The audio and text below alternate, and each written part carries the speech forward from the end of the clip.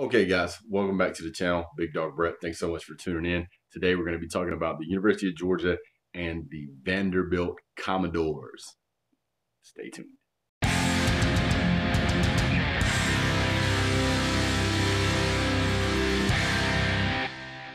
Welcome back, guys. We're really talking about the first game of the season, and it's an SEC opener. It's at Vanderbilt. It's in Nashville. And I don't think there's any question as to which way this game is going to go. I can't even find a Vanderbilt fan channel, the forum. I can't find anything. I can't even find anybody to talk smack with. So guess I'm just gonna have to do it here. So here we go. Vanderbilt, well, I guess there's a reason why they call them the commode doors. I mean, oh my goodness. So for those of you who don't know, Vanderbilt Commodores, if you jump back to their 2018 season, they were a 6-17. They lost to every SEC school with the exception of Tennessee, Ole Miss, and Arkansas, and they also lost to Notre Dame. They beat up on some of these smaller schools. Some of these schools they barely squeaked by. Their record could have been worse than it was. Their probably closest almost win was at Missouri. That would have made their season look a lot better. But the end of the season 6-7. If we jump back to 2017, it was even worse. It was 5-7 the entire season, and they managed to string together a row of 5 losses in the middle of that season, and that was Alabama, Florida, Georgia, Ole Miss, and South Carolina. They had a break where they beat Western Kentucky, and then they lost to Kentucky and Missouri. Now, let me explain how big these margins are. The Alabama score was 59-0. Florida was 38-24. Georgia 45-14. Ole Miss 57-35, and South Carolina 34-27. Kentucky was 44-21, and Missouri was 45-17. And the only SEC team they beat that year was Tennessee. I mean, so two just terrible seasons, a 5-7 season and a 6-7 season. Those are the kind of numbers that will get you fired at Georgia. Undoubtedly will get you fired at most of these schools. So when I say I don't think Vanderbilt really cares as much about winning this game as Georgia does, I can look at the past history of their coaching staff and say that's probably accurate because they will tolerate it. That being the case, I don't think Derek Mason expects to win this game. I don't think he has a lot of drive to go in there and try to win this game. I just think he wants to go in there and play a good football game and try to make his team look presentable. I don't think he's interested in trying to win this game. Now, if we jump over and kind of look at some of the players on their team, one of the things that you normally want to talk about as a quarterback, but the quarterback situation has really not been established. They won't tell you whether or not they're going to go with what's this guy's name again? Neil something. Riley Neal. There we go. I knew I had it in here somewhere. This guy's a terrible quarterback. Oh my goodness. His numbers don't look bad. His numbers don't look bad, but once you really kind of get into it, it's bad. Completion percentage 57.9%, and that's with them playing some terrible teams. Pass yards, he had 1,900 passing yards and 11 touchdowns, and yeah. So let's talk about his interception.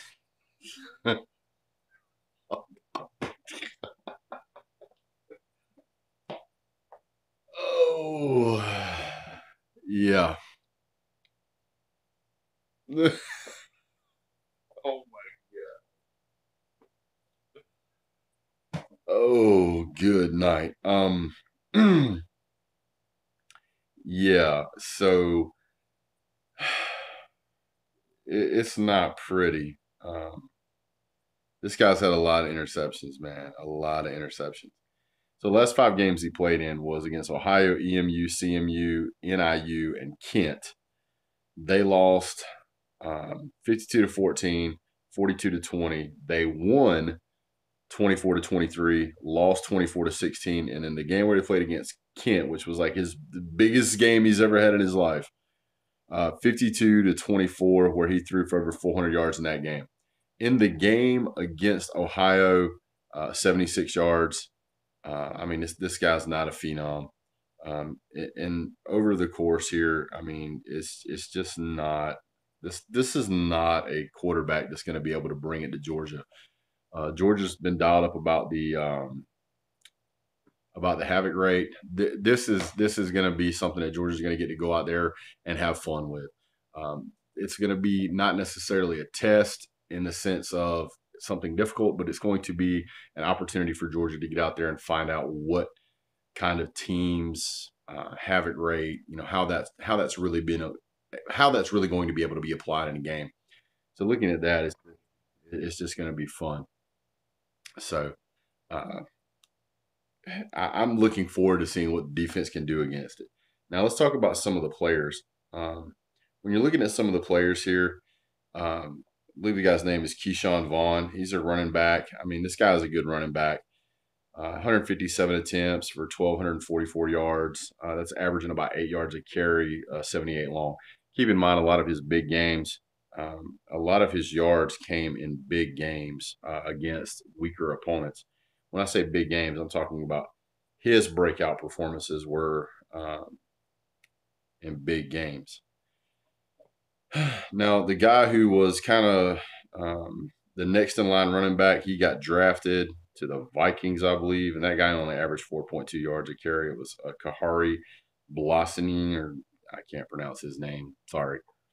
But this guy. Anyway, he's not with the team anymore. Looking at his last games, he had a really big game against Baylor. On 13 attempts, he went for 243 yards in one game, so that really pads his numbers. He had 172 yards against Arkansas, which is awesome. He had 182 yards against Missouri, which is awesome. He had 127 yards against Ole Miss, which is good. And then he had 25, somehow only 25 against Tennessee. So I don't know what happened there. Maybe he got injured or something. But the guy certainly has some talent. But none of these teams that they've played, have really the defensive line or the defensive players that they have at Georgia.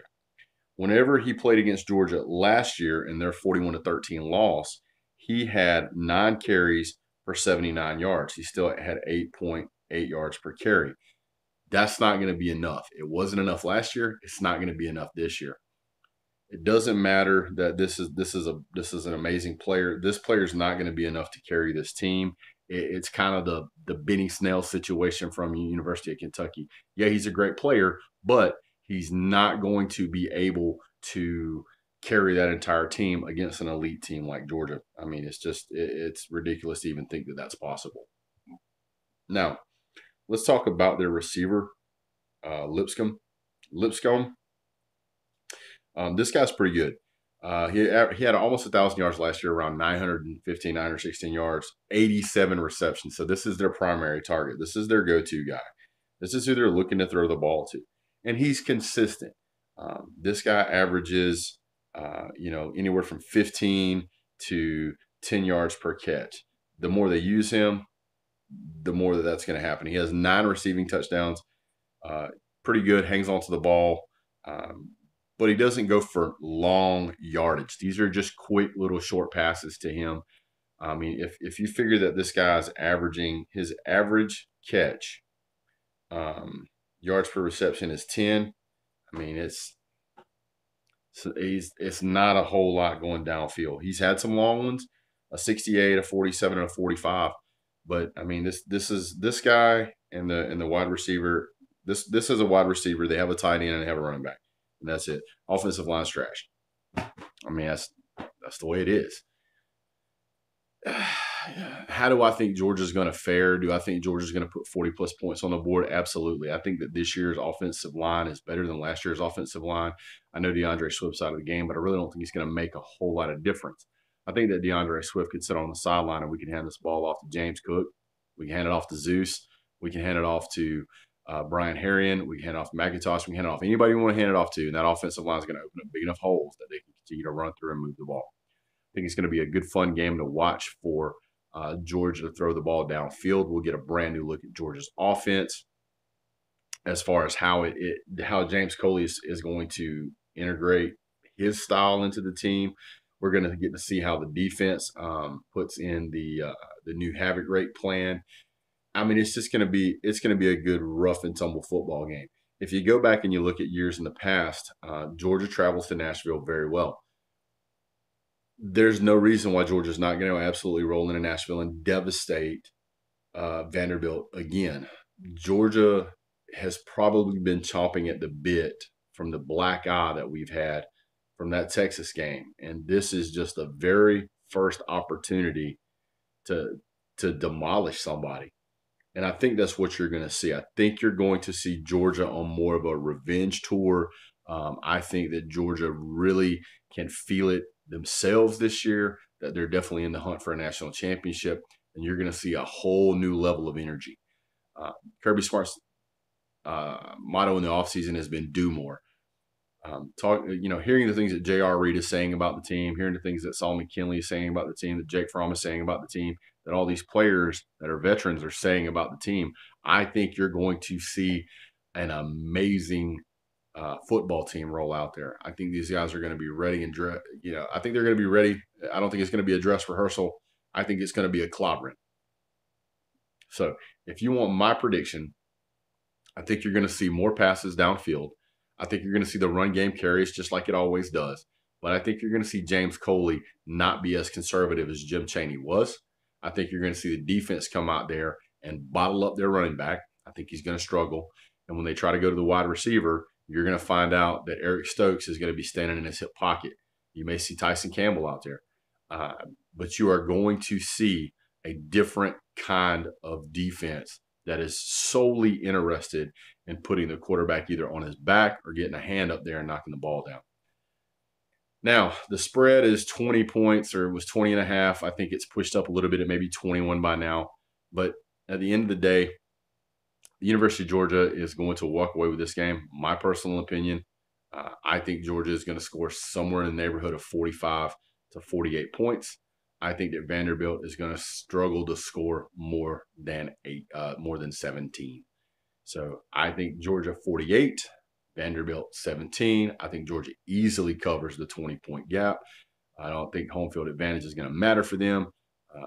Their fans don't really seem to care whether or not they load that stadium. They're not interested in whether their team runs for a national championship. Derek Mason just wants to hang on to his job. Kirby Smart's looking for a national championship, and I think it makes a big difference. So, if you made it this far in the video, guys, do me a favor, hit like, subscribe, but most of all, don't forget to share. That's really what we want to do to promote the channel as much as we can. I can't reach the traffic places that you guys reach, but by you guys hitting the share button, it moves the video around in a whole lot of other places that I can't normally get to. So I really appreciate those of you who do that. Thanks so much for tuning in. We'll be doing a live halftime review, and we'll be doing a fan reaction video at the same time. Thank you guys so much for tuning in. And as always, God bless. Go Dogs.